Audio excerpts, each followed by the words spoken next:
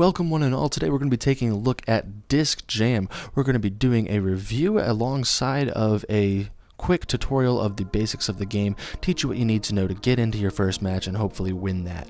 So if you haven't picked it up yet, it is the free game of the month for March if you are on the PlayStation Network, so feel free to pick that up before the end of the month if you would like to get it for free. And once you do, come in here to the tutorials. You can do the basic and the advanced or just free play and get to know the controls a little bit before you play, because there is a bit of a learning curve to it. For starters, you cannot hold on to the disc for more than 1 second. If you do, you'll get rid of it automatically at the slowest possible speed. If you get rid of it faster, the disc will go faster, with blue indicating a good throw and white indicating a poor throw and pink indicating a perfect throw, releasing it at its earliest possible moment. If you would like to direct your throw, you can move the left stick to throw it into the walls and it will bounce off. You can also use the left stick to move around the court and move yourself in front of the disc to receive it, as well as square to get a little bit of an extra distance on your movement and move a little bit faster to get in front of the disc. Now if you would like to also use square as a throw, you can. It will do a lob throw, which will put the disc into a position where the opponent is not. You can use the left stick to kind of direct it to where they are not and throw the opponent off guard. That's really what it is used for, and if they can't get to that side of the court in time, it still counts as points, as you can see behind there. So if you would like to curve your throw, you can use R2 to curve to the right side or L2 to curve to the left side. You can also use the left stick to curve your throw if you go to the left side and curve it, as you saw at my feet right when I threw it there. That throw is harder to do, but is also harder for your opponents to catch, so if you can pull it off, definitely do that if you can. There is a shield in the game, which is a little hard to show in the training thing, but you can do a block to deflect a shot, and if you catch that same shot right directly underneath it, you can trigger a super throw. You can also do a shield right up against the net to deny an enemy's throw. You can also do taunts with R1, and you can select little phrases to say to your opponents, as you just saw on the top left of my screen, using the D-pad left, down, right, and up. All bring up their own menu of 4 phrases, which can then be selected again by a different direction on the D-pad. So we're going to hop into a one-person match, but first we're going to take a look at the customization. First of all, there are 4 different characters in the game, none of which have any pros or cons. There are lots of skins to unlock, lots of taunts, victory poses, tags, emblems, discs, super throws, etc. And between all of that, the customization is really deep in this game, and none of it is pay to play. You cannot buy these points in the PlayStation Store to get more. Everything is given out randomly from the prize machine, with a variation of rarity from white, green, blue to orangish gold. You will not necessarily get a reward for the character you are playing as. So if you have a favorite character and you try the prize machine and you get a prize for another character, that's just the way it is. That can be seen as a downside of the game, but I just like to play as whatever character I happen to have unlocked something for last, and that way I can switch around and mix things up as often as possible. I'd also like to note that there is another game mode called Doubles. We are going to be playing singles, which is 1v1. Doubles is 2v2, which can get really fast and chaotic, but at the same time you do have somebody watching your back, so you can get a lot more volleys in that way and things can go a lot faster. I'd also like to note on the right side of the screen here while we're loading that this is a game made by a 2-person team. This is a message from the devs on the right hand side and their signatures at the bottom. In that second paragraph, they note that there will be additions to this game in the future in the form of more characters, maps, modes, I assume more skins, tags, emblems, and unlockables of all sorts. So this is a 2-person team who put a lot of work into this game.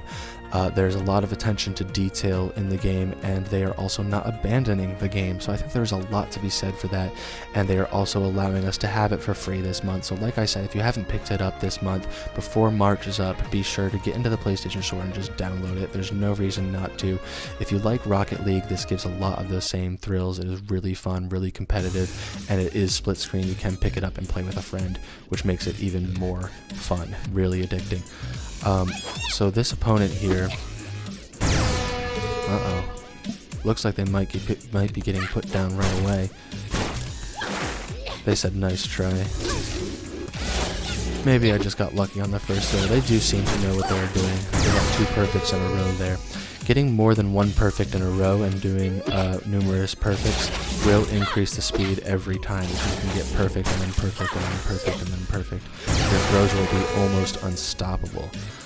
And that is really nice to keep in mind if you can pull off perfect throws, especially in 2v2, because you won't necessarily have to run the whole court to get to it, because if you slide, you almost guarantee you're giving up a perfect throw. You won't be able to stand up from a slide and get a perfect throw. It's so hard to do it. I do not think it is possible. So right now we are really closely matched. It was hard to tell who was going to pull ahead in this one. And that just showed another example right there. When she fell over there, if you have your back to the disc when it hits you, you will fall over and be stunned and unable to move. That can be... Oh, see, it just happened to me there. So that is an example of something you do not want to do. She was just able to tie it up. I broke the tie. Now, whoever hits 50 first wins a set. So there it is. Oh, I thought I was going to go over there. Whoever hits 50 first wins a set. Once you win a set, you have to win a second set to win, so it's basically 2 out of 3 wins it all. Oh, she got 3 perfects in a row. Oh, now it is close. It's basically next point wins at this stage of the game. So whoever can get it in there, or into the court. So now I just reached over 54, and as you can see, I've won 1 set for the red team. So now I'll have to win another set to win the entire match. So this game, as you can see, is kind of a mix of frisbee, tennis, volleyball sort of thing. It's really fun.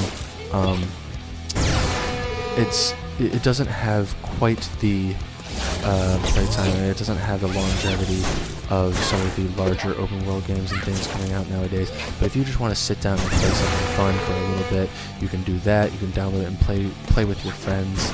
You can play online with your friends. You can play split screen with your friends, and I think that is really cool. Too few games have split screen nowadays, and so the fact that they decided to include that is really nice. You can also see around the ground, speaking of attention to detail a while back, when I was talking about the developers, you can see the footprints and slide marks in the sand from where your body has touched, which I think is a really nice attention to detail on their part. You can see how it muddies everything up, and the court gets kind of distorted over time with all of the skid marks. There is no noticeable glitches. I have not seen glitches in this game yet. The only thing I've seen is a slightly slow server time. It's kind of hard to find a match. Well, not particularly hard. It never takes too long. What you saw in this video is probably about as long as it takes, especially now because it's new and popular. Now we have won the match, and winning matches earn you J points. You get more for winning. Match bonus, we earn 260. As you can see, we have 1,025 now. That is just enough to try the prize machine. We can get a random prize, and then from there I will give you a score and we can conclude the video. Hopefully we get something good, but like I said, completely random, and there are mostly whites in there. Looks like we've got a new tag for worthless goat. Fun. So overall, I would give this game a 7.5. It is really fun. If you include that it's free, I'd easily give it an 8. Pick it up, goof around for a little while with your friends. This is Boss to Gamer, signing.